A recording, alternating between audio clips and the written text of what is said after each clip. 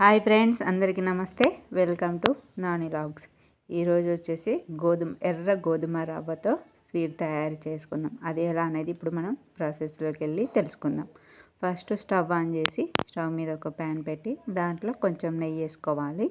నెయ్యి వేసుకున్న తర్వాత దాంట్లో జీడిపప్పులు, కిస్మిస్లు, అవన్నీ బాదం పప్పులు అవన్నీ వేసుకొని బాగా ఫ్రై చేసుకోవాలి.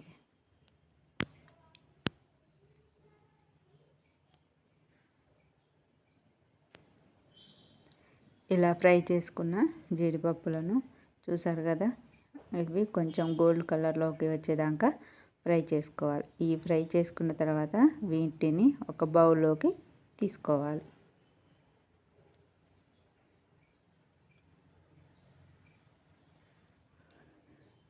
ఇప్పుడు ఒక బౌల్లోకి తీసుకొని పక్కన పెట్టుకోవాలి. ఇలా పక్కన పెట్టుకున్న తర్వాత దీంట్లో నెయ్యి యాడ్ చేసుకుంటే యాడ్ చేసుకోవచ్చు, లేకపోతే సరిపోతుంది. నెయ్యి అయితే ఎక్కువనైతే అవసరం లేదు. దీంట్లోకి నేను ఇప్పుడు ఒక హాఫ్ కప్పు ఎర్ర గోధుమ రవ్వ తీసుకున్నాను. ఈ ఎర్ర గోధుమ రవ్వ బాగా ఫ్రై చేసుకోవాలి. ఈ ఎర్ర గోధుమ రవ్వతో స్వీట్ చేసి మండే రోజు శివుడికి పెట్టామనుకోండి, చాలా అద్భుత ఫలితాలు అయితే కనిపిస్తాయి. శివుడికి ఎంతో ఇష్టమైన ప్రసాదం ఈ ఎర్ర గోధుమ రవ్వ. అందుకనే చాలామంది చూడండి, ఏ వ్రతం కానీ లేకపోతే అభిషేకాలు చేసేటప్పుడు ఎర్ర గోధుమ రవ్వతో పాయసం చేస్తారు. ఇప్పుడు ఎర్ర గోధుమ రవ్వ వేగిపోయిన తర్వాత ఒక గ్లాస్ వాటర్ పోసుకోవాలి. వాటర్ పోసుకొని ఈ వాటర్లో ఈ గోధుమ రవ్వను అనేది బాగా ఉడికించుకోవాలి. చూసారు కదా, ఇలా మొత్తం ఉడికిపోయింది. ఇలా ఉడికిపోయిన దాన్ని హాఫ్ కప్పు బెల్లం, బాగా తురుముకున్న బెల్లం వేసుకొని బాగా కలుపుకోవాలి. ఈ బెల్లంతోనే మనకు స్వీట్ అనేది తయారవుతుంది. ఇందులో వాటర్ యాడ్ చేయాల్సిన అవసరం లేదు. మనం ముందుగా వాటర్ పోసాంగా, ఆ వాటర్కి ఈ స్వీట్కి మొత్తం వాటర్ బయటకు వస్తుంది. చూసారు కదా, గోధుమ రవ్వ అనేది జ్యూసీగా మంచిగా రెడీ అయింది. ఇది కానీ చాలా టేస్ట్గా చాలా బాగుంటుంది. ఎప్పుడన్నా పిల్లలు స్వీట్ కావాలన్నప్పుడు అప్పుడు మన ఇంట్లో గోధుమ రవ్వ ఉందనుకో, ఇలా చేసి పెట్టామనుకోండి, చాలా ఇష్టంగా తింటారు. చాలా టేస్ట్ కూడా ఉంటుందన్నమాట ఎర్ర గోధుమ రవ్వ.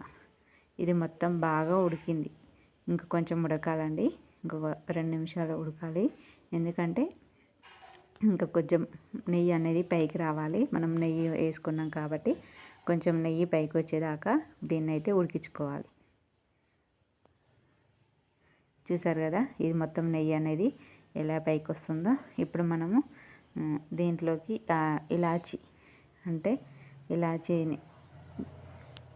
ఇలాచీ పౌడర్ అనేది మనం ఇప్పుడు ఇందులోకి వేసుకోవాలి. కొంచెం ఇలాచీ పౌడర్ వేసుకున్న తర్వాత ఒక 2 నిమిషాలు కలబెట్టుకోవాలి. కలబెట్టుకున్న తర్వాత మనం ముందుగా వేయించి పెట్టుకున్న జీడిపప్పులు, అవి డ్రై ఫ్రూట్స్ మొత్తం పైనగా చల్లుకోవాలి.